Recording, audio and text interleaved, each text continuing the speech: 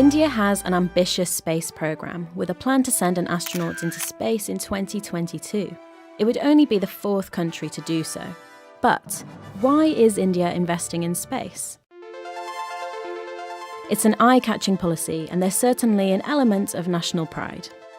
India's space agency says it wants to harness space tech for national development and research space science, and to explore planets. But sending an astronaut into space has its critics for a country with such high levels of poverty.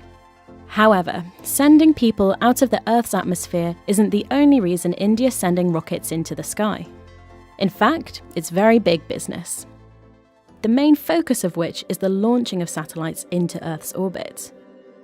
And the programme's funding is right up there in the league table of countries with commercial space programmes. It's a multi-million-dollar industry generating many thousands of high-paying technical jobs and stimulating growth through big contracts in commercial industries.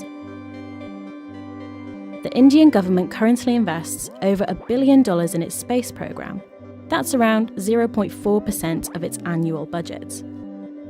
With that funding, India has become what is known as a low-cost space power and one of the main destinations for companies and other countries to launch satellites, over 260 so far.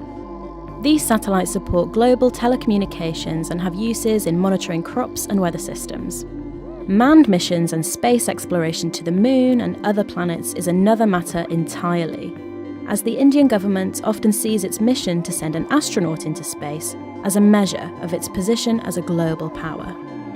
But is that enough to silence critics?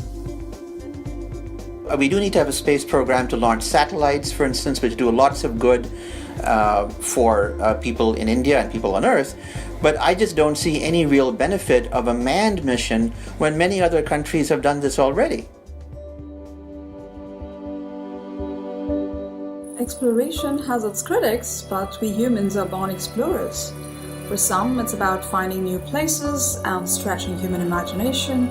For others, it's about resources and the survival of our species.